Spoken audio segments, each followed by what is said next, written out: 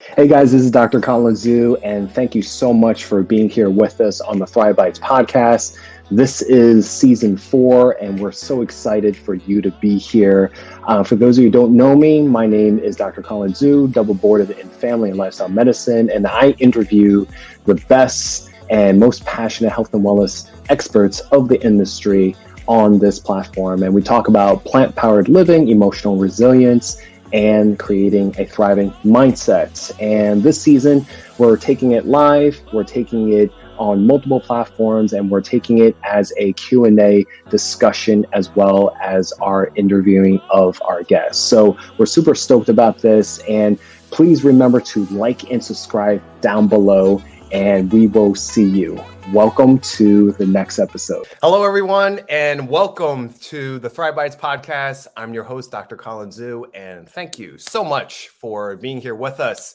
Like I say, with every episode, you could be anywhere in the world, and I'm really, really appreciative that you are spending just a few moments with us today. And today, we have a great session episode for you guys, and I love talking about this because it kind of, brings me back to my roots as a osteopathic physician, and it is how our muscles work. And so we have a great guest today.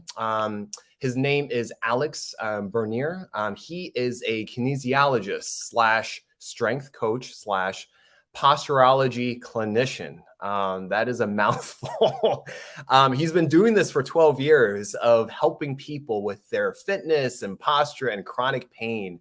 And he also runs the online school of exercise, where he has helped thousands of students build better lifestyles and improve their long-term health.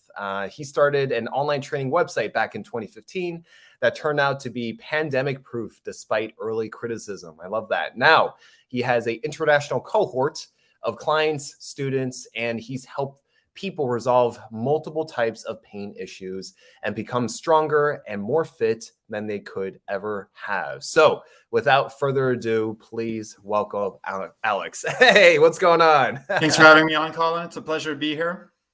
All right. Well, thank you so much for taking the time out. I am certainly looking forward to learning more about what you do and what is posturology clinician. I love it. Tell us where you're calling from.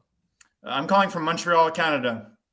Awesome. Awesome. And we were talking about a little bit offline, and it's a great place, and Canada's, is awesome to visit. But it is getting a little bit cold and dark, right? Yeah, exactly. It's this time of the year. Yeah. So I love, how our muscles work. I think I don't know about you, but in my line of work, it's not really something that you think about on a day-to-day. I feel like people think about it more when, they're engaging in some sort of physical activity, fitness, going to their gym, where they're focused on, building, right? But I think there's a whole nother side of it that we're going to explore and go deeper on, where, how do our individual muscles down to the fibers and sarcomeres and all the way to the big groups that actually hold us up and hold us together. And I think it's always been fascinating for me as an osteopathic physician. And I would love to go deeper with you in terms of how did you get into it? I love asking my guests their origin stories, and please share with us your journey from, personal training to kinesiology to focusing on posture. Like, how did that journey unfold for you? It all started when I saw my dad work out for the first time when I was a young kid. He just trained in front of me, and I remember thinking, wow, I want to do this too. I was really fascinated. But I was so young that I couldn't join a gym. And I remember thinking every year, I can't wait till I'm able to sign up at a gym. And eventually he got dumbbells for us in the house and a bench. And that's where it started. And so the moment I turned 14, I got a gym membership, my first one. And noticed two things very quickly. First of all, it changed my body. I was very, very, very skinny at the time, a scrawny teenager and lanky. So that changed. I started putting on muscle mass pretty quickly. And more importantly, I was very involved in sports, more specifically hockey and water polo and swimming in the summer. And I noticed that as I got stronger in the gym, my athletic performance increased almost proportionally. So that sort of got me hooked, and that's why I was so into it. And then later on, when I was 19 years old, I got my first personal training certification, because I figured I love doing it. I had a lot of fun training my friends. And so I got the certification to consider a job. And that was around the time where you had to start picking your career as a teenager, right? And I had actually no idea, no real interest in any of the big topics that you pick. But my mom suggested that maybe I should consider health sciences, because we're always going to need people that can improve people's health. So I picked kinesiology just because I found out that it was related to exercise. Even in my second year of the program, I didn't really know what kinesiology was, and even worse, what I was going to do with it. And so I was very confused at the time, but I got my first personal training job at a gym in Montreal during that second year. And working with clients and starting to work with real breathing humans really showed me, hey, wow, there's a whole business to this that you can do. Making my own schedule was, something new to me, and I really liked it. It's like, okay, I'm not given a specific schedule, not 9 to 5, but whatever, working part-time or full-time. So I really like that aspect of it. And everybody else in my program was going into a master's degree, or they were trying to get into medicine and whatnot. And I didn't like school. I wanted to keep working. And so the moment I graduated, I got my undergrad and I started working full-time at the gym, and that was it. That's where it all started. I realized that there was so much more to learn about the body than what I had learned in my textbooks by working with real people. And so my journey began. I actually quit that gym 1 year later to go work for a startup in Dubai. So it was an athletic center that was opening, and they had a gym. And so I went there, completely inexperienced. It didn't work out. So I went back home a year and a half after, and decided that it was time to start my own business. And so I started, I opened a small studio space where I would see some clients. And on the side, I was starting to get into, apps were getting big. Social media was just starting in terms of business, right? For the business side of it. So I was seeing where all that was going, and I was like, okay, I want to be online. And so, but the problem is I didn't have any clients online. I only had a few real life clients that came to my studio. And eventually I made my first client that was not coming to see me. He was on the other side of town, and he was going to his own gym, but then that created sort of the platform that eventually became the Online School of Exercises. And now I have international cohort of clients that keeps growing every week. Oh, wow. That's awesome. Yeah. So there's a lot to tease out of there. So when you had mentioned backing up a little bit, the big topics, when you were just getting into kinesiology, which big topics were you referring to?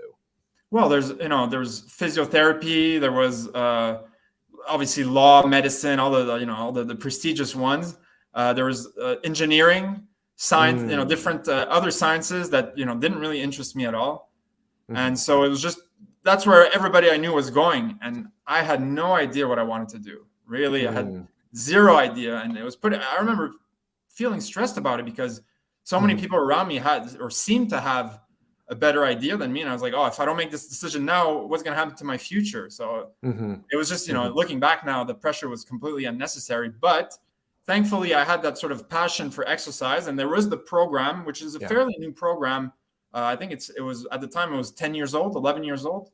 And I just saw, exercise science related to working out and all that stuff. So I joined it without really knowing. And, it sort of worked out. Again, pun intended. Yeah. Oh, yeah. Or pun intended, right? It's actually very interesting because on the episode prior to this, we were talking about navigating, our identity. And, he was also another physician as well. And it's interesting how we're, in a way, sometimes you're using your own professional career to kind of navigate your own, identity. And for you, it was a little bit different where you already came in with that kind of passion that was sparked, from your dad, that was working out. And you're like, okay, how can I, jump off from this? How can I continue to go deeper, into this? And, that's great. That's great that you just stuck with it as opposed to going similar to your colleagues and friends on their, supposed paths. And, maybe like, have like a midlife crisis and be like, I can't do this anymore, and actually change careers. So it's good that you found what you loved really, really early on. Yep, definitely. So, when we're going a little bit deeper and we're focusing on posture and body mechanics, right? There's a lot to unravel there, right? For us as a, osteopathic physician, I remember the very earliest, classes that we had. And I remember we were in the lab, and the first thing we had to do was look at structure. Our tenets of osteopathy was how structure, determines function, right? And one thing I vividly remembered was seeing, a patient, frontal view like this, and then going into sagittal view, which is, like this, and then having a imaginary plumb line that goes to the top of the skull all the way down. And then when you're looking at it from the side view, and then seeing every joint, any joint marker that is off center, then you kind of focus on those regions, right? Or all together, or whatever have you, to kind of get them into alignment. So I use that, that experience, that anecdote, to ask you, in your line of work, your professional career so far, how is that related to our overall health? In terms of, how well, we're supposed to maintain ourselves. Does it lead to chronic disease or ailments? Like how does that matter? And, please share. Right. Well, so beyond aesthetics, right? Just looking at a posture that's more aligned, we look better when we're standing upright, when our joints are even. But if you look beyond that, there's a whole energy aspect to it too. Whereas when you have a misaligned posture, when your muscles are weak, your foundations are unable to support you, you waste so much energy that could otherwise be used to, for focus, for creativity, for your immune system, to repair, right? And so you're walking around all day, you're standing, you're moving, and you're just leaking out energy. Every time you walk, every time you take a step, if your foundations are not how they should be, you're wasting energy. And like I said, that energy at the end of you don't wake up in the morning with an infinite account of energy, right? So the less efficient you are, the less you're able to use whatever energy you have to fuel all these other functions. So one thing I noticed, that when people strengthen their legs, they align their shoulders, is that they tell me they have more energy in general. And it's not that they're sleeping better necessarily, but it's just now they're walking around throughout the day without leaking all those resources. So that's so key. Yeah, that's so key, because I'm thinking about, just different positions of, whether we're hunched over, whether we're like, kind of, bent over to the side. Let me change my camera angle so I'm not going off the screen. But for me, especially, because I do a lot of work virtually, is how do I carry my head and my neck forward and, back and, lopsided based off of whether I'm sitting or standing, which a lot of us, those that are working from home, I don't know, it's something to pay attention to, or not. And what would you say, would be the complications if we do not, if we're not aware, mindful, or actually address, something like, let's just say, if having bad posture in the hip or the back or the neck, like, can you tell us like what would be like the worst complication that could happen? Well, eventually what happens is that if you're misaligned and you're carrying this misaligned structure, even if you're just standing and your weight is not evenly distributed, by itself, that's not a big problem. Your body can totally tolerate that kind of impact. But it's throughout the day, and then throughout the week, and then throughout the years of just carrying this inefficient, misaligned structure, what ends up happening is some muscles, some tendons, some tissues will end up compensating for others. So they'll usually be the ones that get hurt first, right? Because they're compensating for all the other muscles that aren't doing their work. And so that's when you'll find, the neck, the shoulder, right? Usually people have pain right here, usually the hips, the lower back. So, and then once you have chronic pain, all your attention goes to that pain. When someone that has lower back pain, all they think about is the lower back pain. And so all your other functions, right? Focus, creativity, happiness, whatever metrics you can use will start decreasing because all your energy is going into that pain. So the more, and then the longer you live with that, eventually you don't have the energy to, let's say, fight off a simple disease or to, some repair some muscles or repair your bones or whatever, right? So in the end, it can lead absolutely to more serious chronic illnesses. Did you have any personal physical ailments that you had to battle through, over time that, that you personally or someone else has helped you kind of train out of, or maybe it was like a physical therapist? Like, do you have any personal physical hurdles that you had to, triumph through? Absolutely. Well, all the injuries I accumulated playing hockey eventually caught up to me at some point. And so I got a concussion that was, I got one official concussion and then multiple probably playing contact. I saw the stars a few times getting hits. I lost my breath. So I'm sure there was some kind of concussion that happened there. But what that ended up doing is when I was 25, 26, I started getting chronic low back pain. And I was fixing other people's pain, as I was doing it, but I couldn't even squat anymore. I couldn't train. And so that almost made me quit working out because I was like, every time I work out, whatever the activity is, I get hurt. And so I realized that from one of my injuries, the ankle fracture that I got, my arches were completely destroyed. Like my weight was not evenly spread on my feet. Like the arches on the inner aspect there, right? Exactly. Yeah. And just the way that my weight was being distributed on my left foot compared to my right was completely different. So that was one of the main reasons I had lower back pain. And when I consulted a posturology clinician that you mentioned earlier, when you read my blurb, she looked at my feet and she's like, "You got to fix your feet right now." And then when she did, I didn't have any lower back pain. And in fact, I broke all my squat records, my deadlift records, my cleans, without ever getting hurt. And I've been, continuing ever since. So working on my feet was a huge game changer for me. And that was Annette Verpio from Posture Pro, also in Montreal, who really opened my eyes to all of the implication of the feet on movement and posture. That was life-changing for me. Yeah, I think for those that are watching that are coming from the fitness world, obviously executing proper technique is important, but also making sure that, you recover from your injuries, right? Because like you said, it's like if you have pain and you just focus on that, then, you're just compensating just to kind of relieve your pain in some way, and everything else it's like a domino effect. Everything is just falls, literally falls. My next question is posturology clinician. I don't know if that's maybe it's just another phrase that Canadians use or what, but how's that different than kinesiology, and how's that different than like maybe chiropractic? Like what is that? Yeah.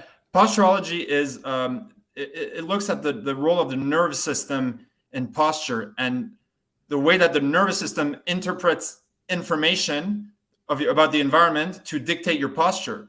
So for instance, we've got hundreds of thousands of mechanoreceptors in our feet that constantly convey information about where we are relative to the ground, right?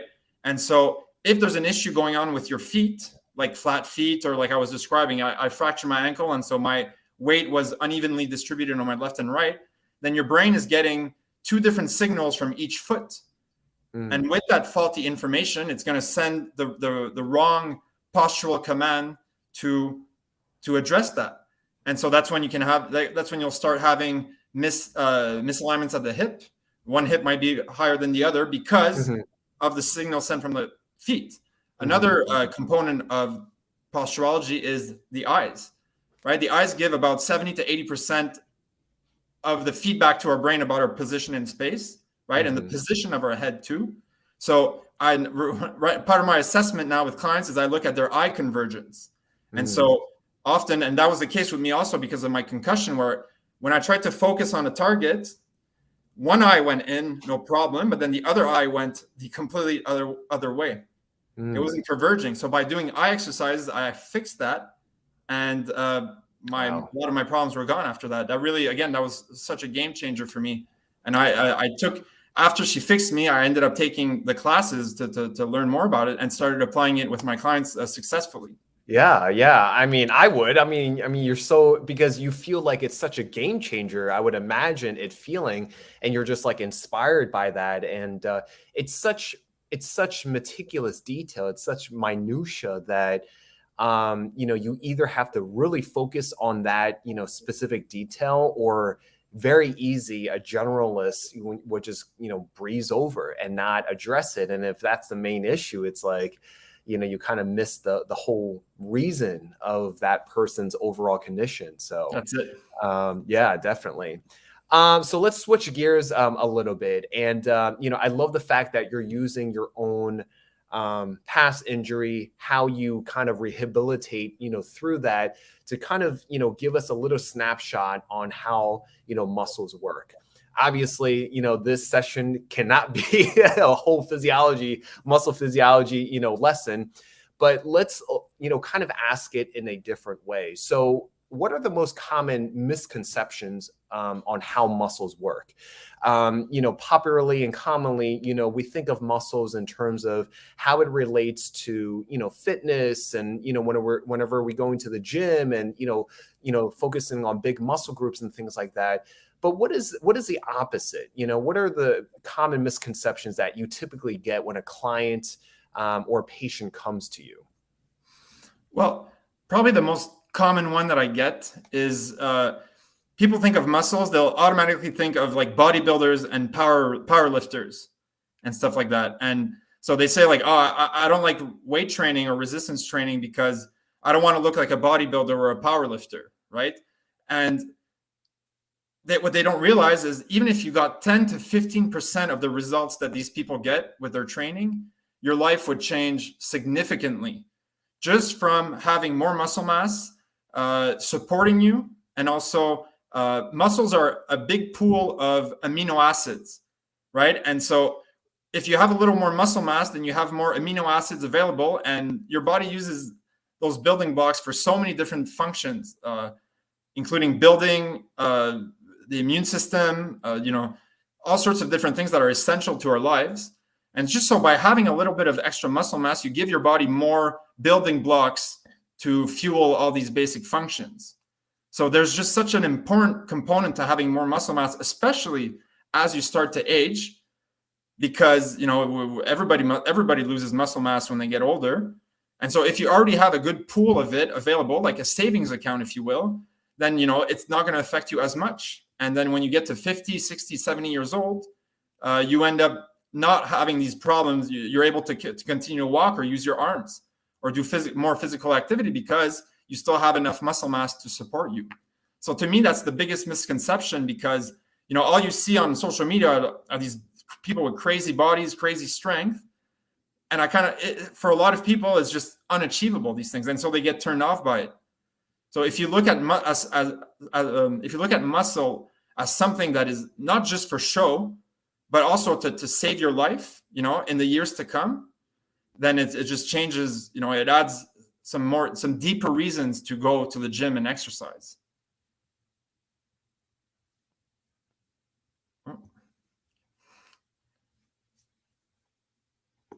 You muted. Forgot. Yeah. Thank you. So it's so challenging because, you know, we're so inundated by social media and what we see on magazine covers, and, you know, it's very easy to be persuaded to gravitate towards, oh, I have to be a bodybuilder to either be very strong or, you know, just to kind of gain strength. And so it's a very weird dichotomy where you have to go either do all or nothing, you know, you have to go all the way or you don't, you know, and in some aspects, you know, I mean, I'm not, you know, that well versed whether that's actually even healthy, at the end of the day, I don't know in terms of longevity, or lifespan, like how much of an effect that is, in terms of this amount of stress, because at the end of the day, it's stress that you're inducing onto yourself, right? And the body only has so many limits.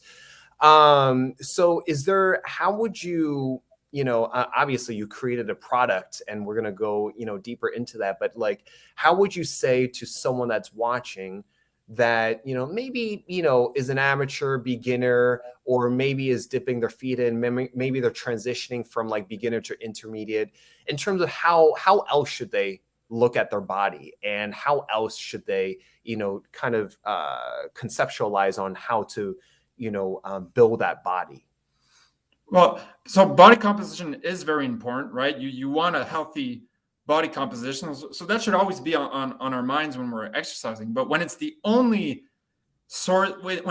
goal you have, you just miss out on so many things that working out will bring to you. And, your body's going to carry you for the rest of your life.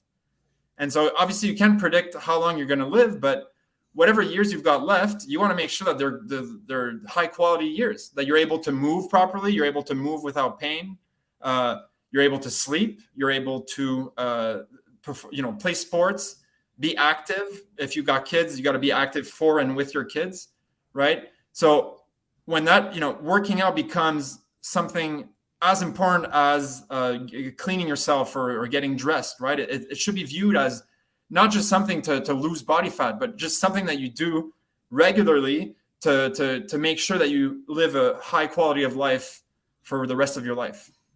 Mm-hmm. Yeah, that's super important. What I know in the US, you're in Canada right now. Our guidelines for exercise is 150 minutes, per week of moderate intense, exercise. And, there also has been, some experts would also recommend 2 days of resistance training, right? Would you agree to that? Where have, more international standards have been, would you add on more days of resistance training? Like where have you seen the guidelines fall into? Well, here's the thing. If you look closely enough on the internet, you'll find all sorts of answers for that. People that say, oh, you only need to train once a week you got to train 4 or 5 times a week, right? So I'd say a good guideline, first of all, it's a case by case thing, because you'll have someone that is completely inactive. They do zero physical activity. And so their guideline, is, for me, would just be about getting them to do a little bit of something, maybe 3 times a week. It could be walking, it could be, right? So you just want to get them moving, and then moving regularly. But then someone who's a little more advanced than that, then okay, maybe you could have 4 workouts a week where 2 of them are resistance lifting, and then 2 of them are walks or jog or whatever you enjoy doing. But then somebody might, I think personality plays a role in it too. So somebody might enjoy 3-4 workouts of resistance training a week, and then 1 or 2 workouts of cardio or high intensity stuff, or just even a nice hike or a long walk. So it's really about it's case by case. But I'd say if you're able to exercise 3 times a week, that's a good foundation. You'll have some progress every week, and it's just, the frequency is enough to keep you going for a bit. It's the bare minimum, right? But at 3 times a week, you'll start moving in the right direction. Would you say, here's a different way of asking it, maybe a better way. Let's just say, like, we're not trying to bodybuild or be an athlete and things like that. Would you say 3 times a week, I'm guessing the combination of cardiovascular and resistance training 3 times a week be enough to prevent injury? Yep. Okay. Yep. 3 times 40 minutes to an hour, with a bit strengthening your postural foundations, your legs, your shoulder blade muscles. And then if you like to do, circuits or run, some kind of run or walking. A lot of my clients love walking, and it's such an efficient way of exercising.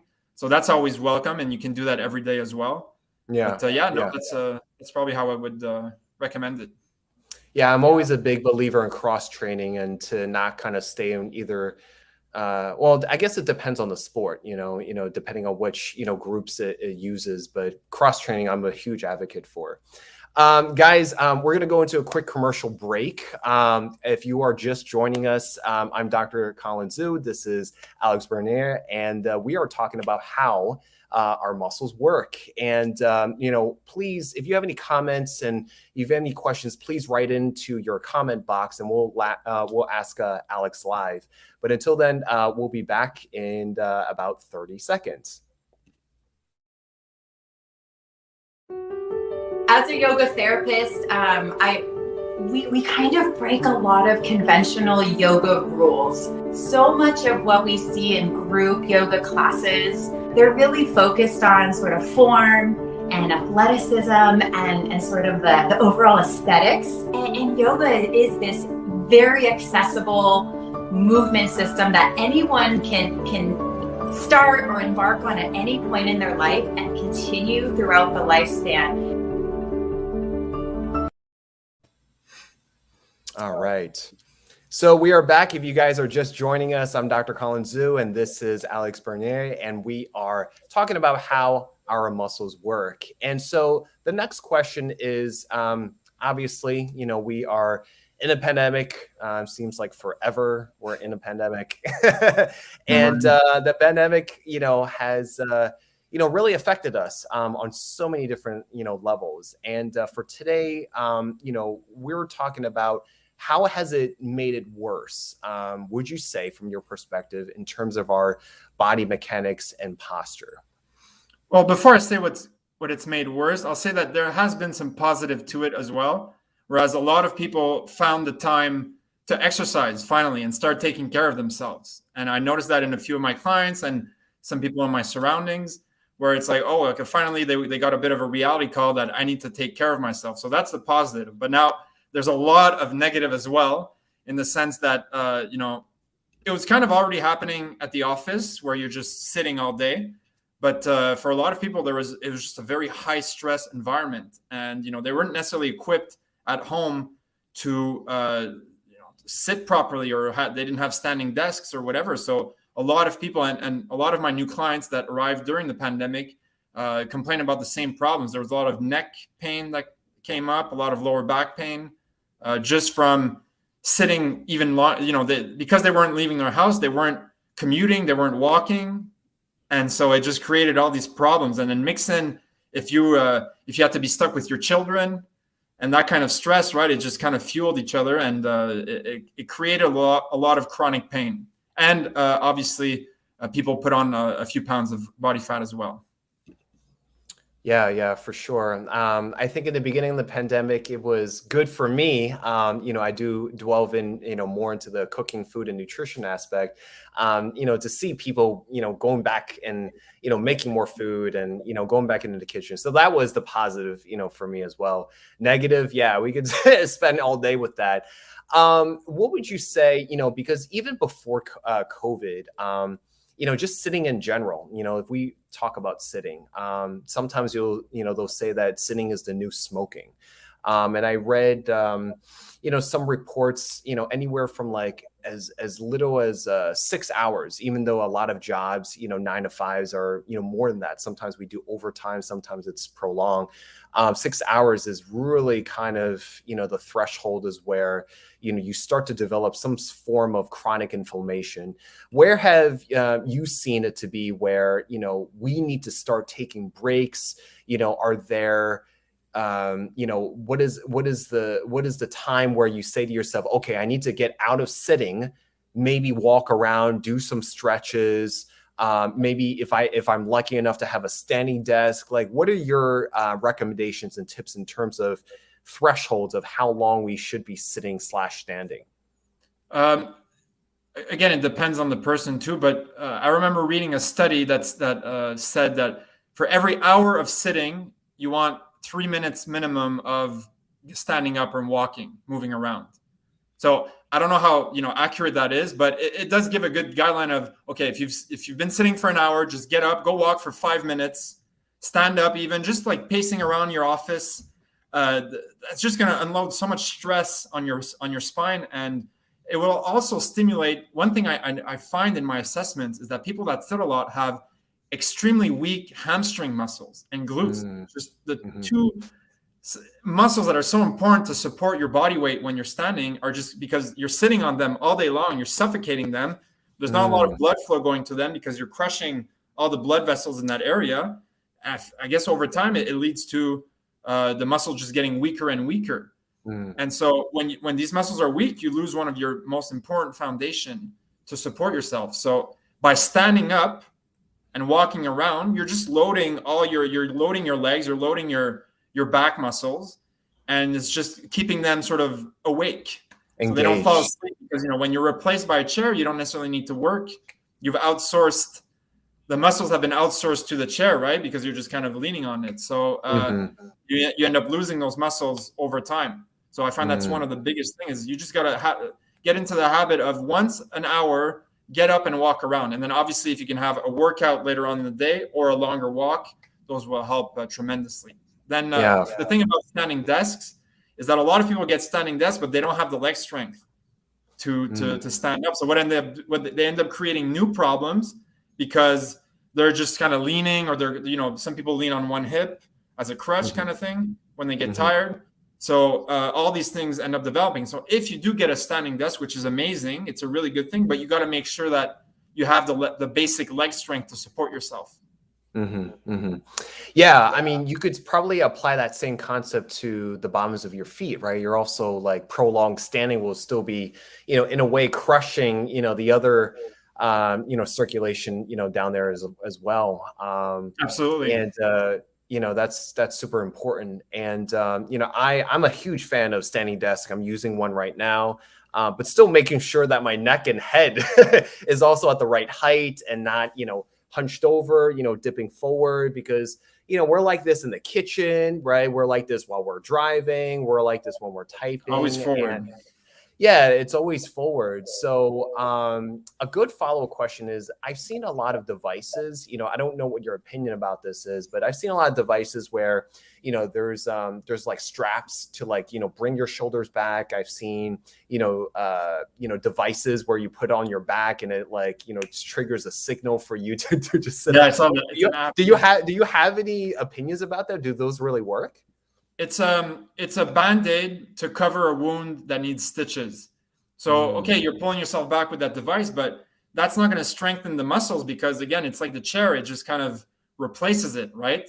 So you fix your posture, but you're not really fixing it. So you're always going to need that strap to have the right posture. So you're kind of missing you're not addressing the source of the problem with those. So I don't recommend them to people, just because it takes a little bit of work to strengthen your muscles, but at least the results are going to stick, and you're not going to have to do it as often or continuously need to wear the strap for it. So that's what I think of these things.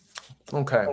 So let's shift into practicality, right? So let's just say, someone that goes to the gym, right, that gets your minimum days, 3 days a week, right? They're good, depending on what they work out, right? And some of us like to do cardio. For me, I'm a big runner. I like to move my legs and, get my blood flowing, and posture. There's, some body mechanics that we have to focus on when we're running. For those that, let's just say, for example, are not able to go to the gym as well, are there simple practical tips you would recommend, like just at home, like you saying, on the hour, like every hour, 3 minutes? Is there something that you could, recommend that they could do in between the sessions of prolonged sitting or standing? Well, just pulling your two shoulder blades together, right? Retraction with having your arms in different positions, right? So like this, down, external. I'm not used to this reverse camera, but externally and internally rotating your arms like this. Yeah. Right, and then like this, changing the position of your arms, because depending on where your arms are and what movement you're doing, you're working a different shoulder blade muscle. So just kind of contracting your shoulder blades like this will just bring blood flow into the area and just keep the muscles. I like the word awake. It just keeps them awake, because you've been sort of hunched forward. So they've been lengthened and weakened. So just by standing and kind of holding, and retracting, you're keeping them active throughout the day. So just doing that is going to sort of prevent it from falling into a level where it's so weak that you can't even support your head and your shoulders anymore, and you're always leaning forward. Alex, do you mind turning to the side and then and showing us that way? Like which one? Oh, the head? Turn your side like this. Yeah, there you go. And then showing us how you retract your shoulders. Oh, so it's as if you were trying to hold a pen between your two shoulder blades. So you just kind of squeeze back. Okay. Pull back, and you can have it with your arms forward as well. So now you don't want to bend your elbows. You want to keep your arms straight. A lot of people, their shoulder blade muscles are so weak that they end up just having to flex their tricep, to contract their tricep to get the arm moving back. So you want to keep your elbows nice and locked, and then just kind of squeeze that pen between your two shoulder blades. Awesome. And people feel really good when they do that just a few times a day. Yeah. And is there something similar where you can apply that for the hamstrings, since we're crushing them? Standing is just basic stimulation. But then there's one where I don't know if I'm going to be able to demonstrate this, because I'm using a standing desk as well. But just a single leg hip extension, or the hip bridge, more commonly referred to, where you're just kind of lifting your hips up, right? I guess I don't have the video on me right now, but that one is really good for just for your hamstrings and your glutes. So kind of like a yoga bridge. Exactly. Yeah, that's it. Okay. And then just I guess one leg at a time too. Oh, one leg at a time. Okay, gotcha. So you have one leg straight in the air, and the other one is the one doing the bridging. And so first of all, you're going to see that maybe one leg is much weaker than the other, which is something I find in a lot of my assessments, right? So the left leg is fine, but the right leg can only do half of the volume that the other leg can do. So you're kind of like this, right?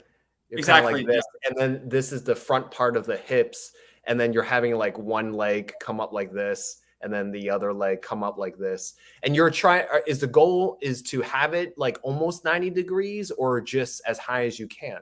Well, your one leg is going to be straight in the air. The other one's going to be flat in front of you. Okay. And then you're using that leg in front of you to lift your butt, your hips, all the way up. And so it doesn't necessarily have to be at 90 degrees. Some people have too much lower back pain, so they have to bend their leg. But are we talking about the same movement? I think so. You're okay. So I'm thinking face up. Are you thinking face down? No. So you're lying on your back. Your face is up. Okay. And then you got just one leg in the air. The other foot is flat.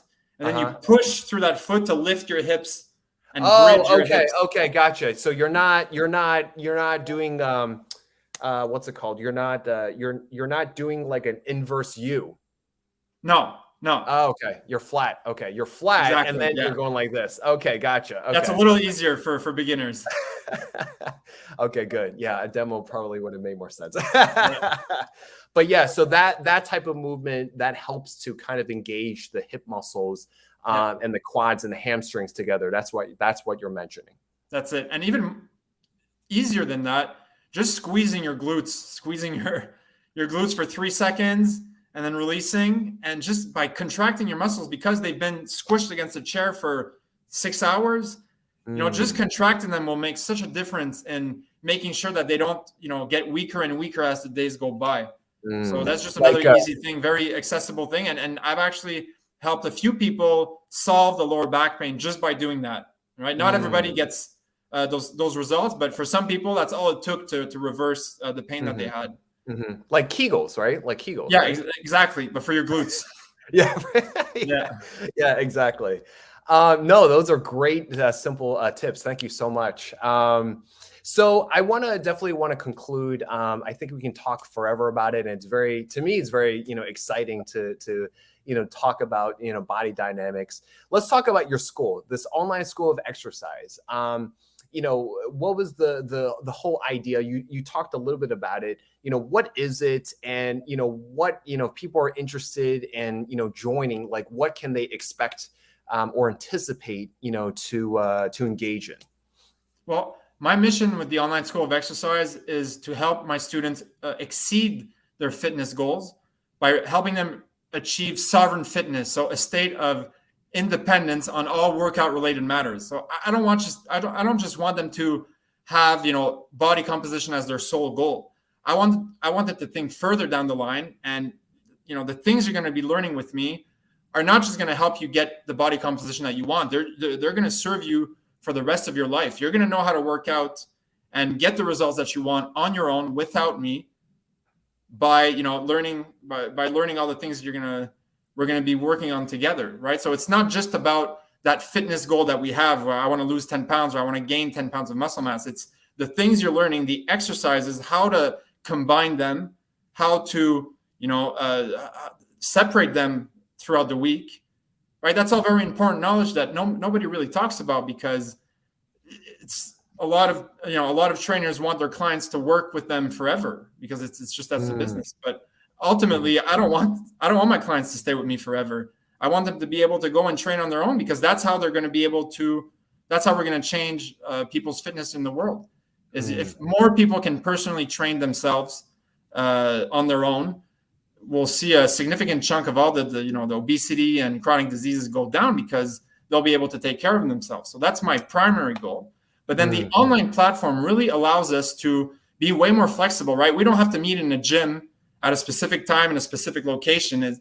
You'll get your workouts, you'll get all the instructions, the videos that you need to execute the workout, and then you can do them on your own, because now you have all this information. You're able to go to the gym on your own and not have to necessarily pay me by the hour to get the same quality of service that I would give you in a one-on-one. So I find that it's been, for someone that has a busy schedule, and sometimes booking an hour with somebody can be a stress, and when you have a very busy schedule and you have to commute, right? Yep. But now with the different subscriptions that I have at the Online School of Exercise, sometimes I don't even speak to my students during the month, right? So they get the program at the beginning of the month, they get the new program. Sometimes they give me a bit of feedback.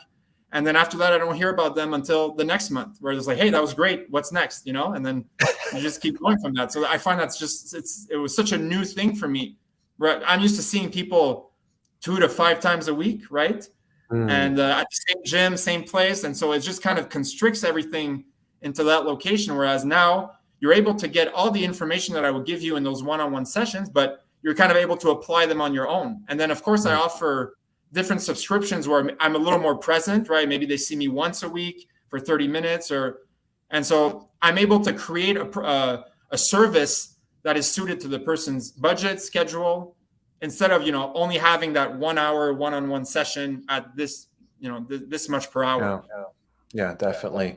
Now, I definitely the stress of just trying to make it on time, and the commute by itself is oh man, just we don't think about it. We don't think about it. No. Well, I live in LA, so like we definitely think about traffic. For sure, yeah, no, yeah. So much life is gone, just by being in traffic. So it's so I think that's a great contribution to what you do. So Alex, thank you so much for taking the time out. For someone that wants to pursue your school or reach out to you for more specific questions, where can they go? I'm very active on Twitter. So my handle is at mythoughtfood. Okay. Basically, and then you can obviously go and see a lot of my work on. Your name has your Twitter handle, right? Oh yeah, exactly. It's right there. And then obviously the Online School of Exercise. There's a lot of content there as well. So if you want to go check it out and see what I'm about, that's my main. It's my main place of business. Nice. Awesome. Yes, definitely check it out. And we'll definitely put that into the show notes, coming up. So Alex, thank you so much. Really appreciate it. I definitely learned a lot. It was fun engaging in this conversation, and, thank you for doing what you do, and, keep up with it. Likewise, Colin. Thank you for having me on. It was a pleasure to speak with you. Awesome. Thank you so much. Guys, this has been another episode of Thrive Bites Podcast. If you like this, please like, comment, and share, and subscribe. And if you feel that it's a benefit for someone else, please let them know as well. And until next time, please say goodbye to Alex. Thank you, everybody.